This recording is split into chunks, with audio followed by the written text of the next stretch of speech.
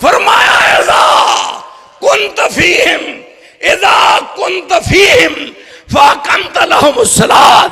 मेरे नबी जदों तू होवे नमाज कोई ना पढ़ावे।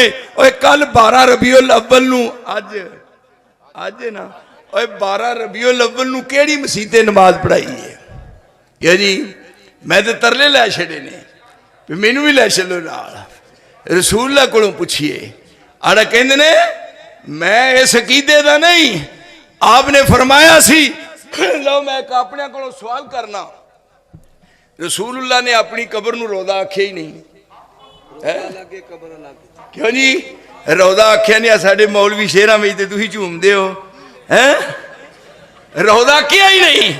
फरमाया अल्लाहुम्मा ला तजअल कब्री ईदन, अल्लाहुम्मा ला तजअल कब्री वसन युअबद। रोदा क्या? माँ बैना बैती व मिंबरी। रोदा तुम मेरे रियाज़िल जन्ना, तुम औरों की मानेंद धोखा न खाना, किसी को खुदा का न बेटा बनाना, मेरी हद से रुतबा न मेरा बढ़ाना, बढ़ाकर बहुत तुम न मुझको घटाना, बढ़ाना न तुरबत मेरी को सनम तुम, बढ़ाना न तुरबत मेरी को सनम तुम, न करना मेरी कब्र पर सर को खम तुम। इथे बुजुर्ग जिਉਂਦਾ है कब्र वाला हाफिज़ साहब बेचे जिਉਂਦਾ जागदा है। मैं कई भी किया है सवेरे चलने नाल उन्होंने बजुर्गों बाहर कढ़ने मैं नाल लगांगा।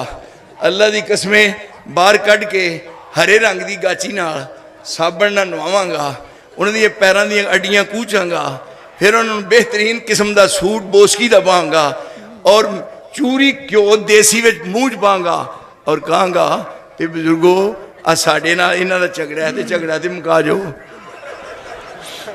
क्यों जी जूदियां नू दफन नहीं करीदा। इज़ल मऊदतु सुइलत बेअय्यि ज़ंबिन कुतिलत।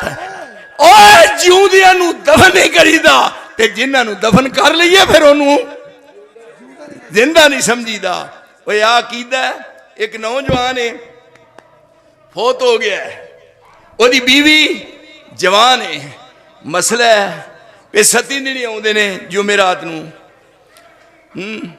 जुमेरात नू आउंदे ने। हुण जे जुमेरात नू जो आउंदा हुंदा ओ मुंडा ते ये आर्डर मिलना सी ओनू ओदी बीवी नू वे नवां निकाह कर ले। ये कुरान दा मसला है। 4 महीने 10 दिन के बाद नवी शादी करे। हुण 4 महीने 10 दिन लंघे ने उन्हें शादी कर लीए, उधरों भी जुमेरात नू आ गया है।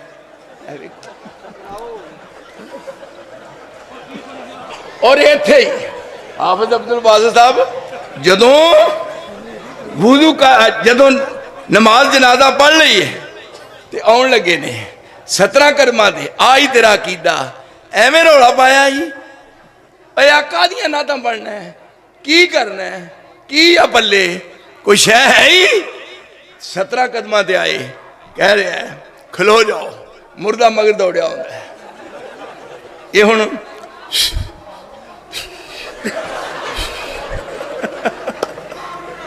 जे उन्हें आना नहीं सी ते उत्ते मिट्टी पांदे ही ना, जरूर उन्हें गोडे छिलने सन जोर ला के आया।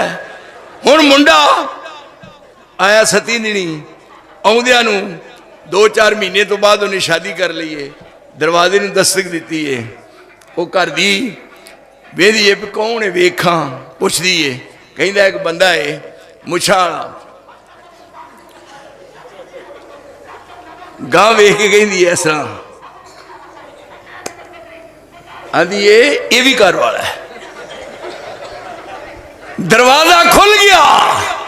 और बरेलवी बनने वास्ते बेवकूफ होना जरूरी है। इत्थे हुण पहला निकाह होया उधरों दूजा आ गया है। जनानी एक ते खसम दो फिटे मुंह तेरे जमन दे। ओए आ कीदा ओए कट खा मेरे मसल की कोई खामी कट के विखा।